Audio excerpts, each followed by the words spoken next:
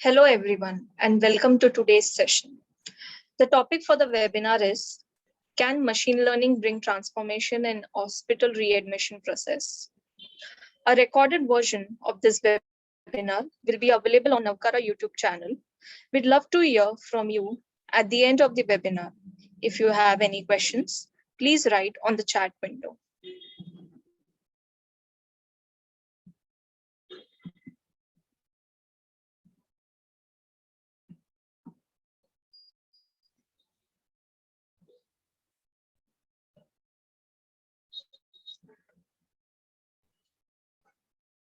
This webinar is hosted by Navkara Consulting. I am Shamin Makwan and I will be the speaker of this webinar. Kindly go through the company confidentiality. Navkara is a leading global consulting company that is specialized in digital transformation. We serve clients across spectrum of industries, including healthcare, public sector, federal, and commercial. Contents of this presentation are objective of the analysis. Create a predictive model to predict if a patient should be readmitted within 30 days or not. What is hospital readmission? Hospital readmission is when a patient who had been discharged from a hospital is admitted again to that hospital or another hospital within a specified time frame. Readmission rates have increasingly been used as an outcome measure in health services, research, and as a quality benchmark for health systems. Different time frames have been used for research purposes, the most common being 30-day, 90-day, and 1-year readmissions. Conditions that pose a higher risk of readmissions. First is health condition. Naturally, a patient's health condition is a role in readmissions. Second is insurance type. The study found that a patient's health insurance coverage also influenced readmissions. That patient who had Medicare or Medicaid faced a higher risk of readmission within 8 or more days after discharge. Third is timing. Patients readmitted closer to 30 days after discharge were more likely to have lacked follow-up care or developed a new illness or complications. Fourth is demographics and psychographics. The studies have found that race, gender, age, and income are good predictors of 30-day readmissions. The study also found that patients in lower income communities faced higher readmission numbers than those in higher income communities. Overview of the data set. Information was extracted from the database or encounters that satisfied the following criteria. First, it is a diabetic encounter, that is, one during which any kind of diabetes was entered to the system as a diagnosis. Second, the length of stay was at least 1 day and at most 14 days. Third, laboratory tests were performed during the encounter. Fourth, medications were administered during the encounter. Features in the data set. In this database, there are 3 different outputs: no admission, or admission in less than 30 days, or a readmission in more than 30 days.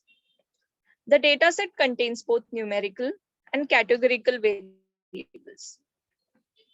Following are some of the important categorical features: gender of patients, age of patients, discharge disposition, identifier corresponding to if a patient is discharged to home, expired, discharged, or transferred to another type of inpatient care institution, etc.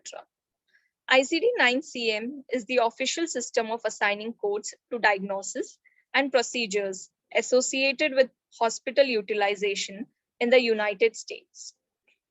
Following are some of the important numerical features: weight of the patients, number of lab tests performed during the encounter, number of diagnoses entered to the system.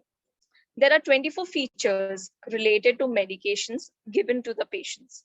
Some of the features are metformin, glipizide, glyburide, insulin, etc. Exploratory data analysis. Exploratory data analysis, or EDA, is to analyze and investigate data sets and summarize their main characteristics, often employing data visualization methods. The graph on the left tells us that 74.78% of patients are of Caucasian race and 0.63% of patients are of Asian race. The graph on the right gives the gender distribution of patients. The maximum patients are female. The pie chart tells us that 11.2% of patients are readmitted in less than 30 days. 34.9% of patients are readmitted after 30 days, and 53.9% of patients are not readmitted. From the image on the right, we observe that 25.62% of patients belong to 70 to 80 age group, and the least number of patients, which is 0.16%, belong to 0 to 10 age group. The count of 0 corresponds to patients readmitted after 30 days and not readmitted at all. The count of 1 corresponding to patients readmitted within 30 days. Therefore, the data is highly imbalanced. A box plot is a visualization technique for detecting outliers. An outlier is an observation that is numerically distant from the rest of the data.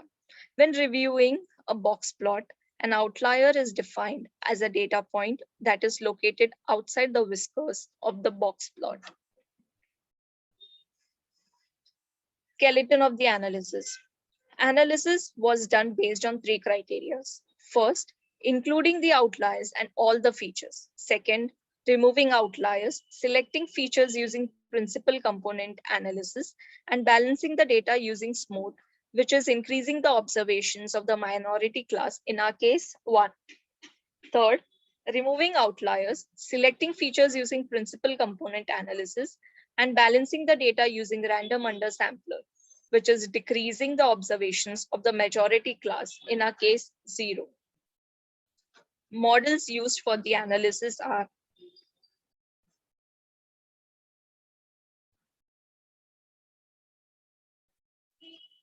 metrics. The first metrics used for evaluating the model is recall. In our analysis, the cost of missing a positive one is more problematic than the cost of including a negative. So recall is an important metric here. We want our false negative cases to be as least as possible, since it can be a risk to the patient's life if a patient is not readmitted within 30 days. Second is classification report. A classification report is used to measure the quality of predictions from a classification algorithm. How many predictions are true and how many are false. Third is confusion matrix.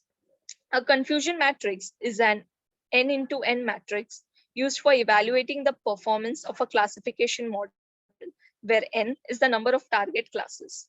The matrix compares the actual target values with those predicted by the machine learning model. Classification accuracy alone can be misleading if you have an unequal number of observations in each class, or if you have more than 2 classes in your data set. This is where confusion matrix is useful. Fourth is AUC-ROC curve. The area under the curve, or AUC, is the measure of the ability of a classifier to distinguish between classes at various threshold settings and is used as a summary of the ROC curve. The ROC curve is plotted with true positive rate against the false positive rate, where true positive rate is on the y-axis and false positive rate is on the x-axis. The higher the AUC, the better the performance of the model at distinguishing between the positive and negative classes. The AUC value lies between 0.5 to 1, where 0.5 denotes a bad classifier and 1 denotes an excellent classifier. A false positive is an outcome where the model incorrectly predicts the positive class. The true positive rate, also referred to sensitivity or recall, is used to measure the percentage of actual positives which are correctly identified. Analysis. For the analysis and selecting the best predictive model, recall values were plotted against classifiers. Models with AUC value greater than 0.5 was considered. In the analysis, including the outliers and all the features, logistic regression and radial basis function SVM models were the best. But in logistic regression, the recall values of the training set and testing set have nearly similar recall values. Therefore, logistic regression is the best model here.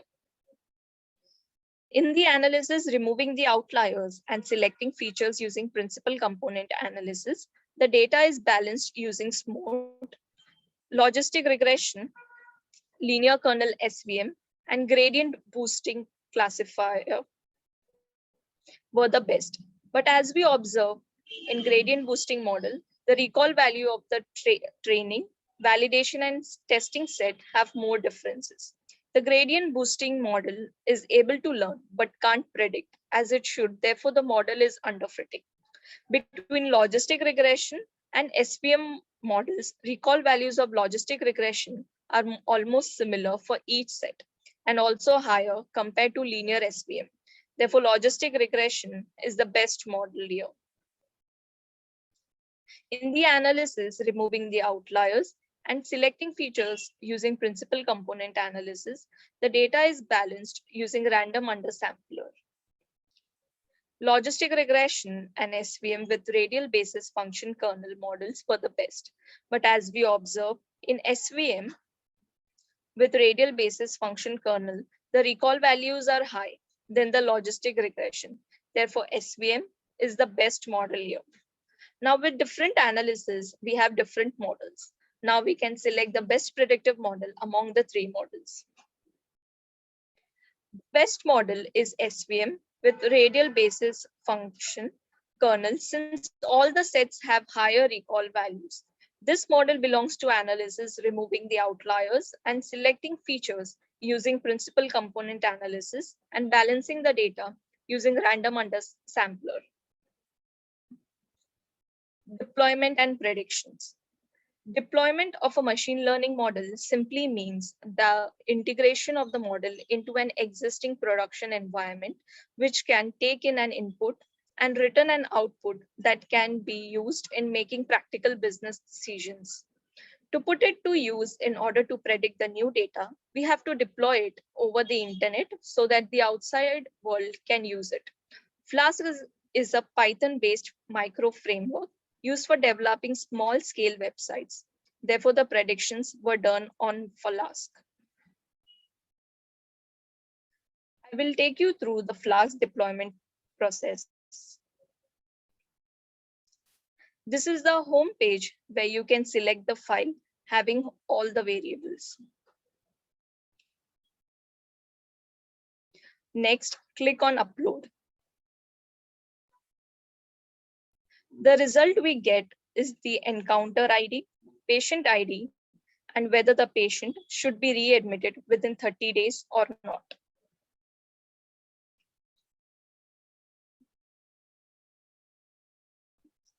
If you have any doubt related to this webinar, kindly mail at info@navkara.com.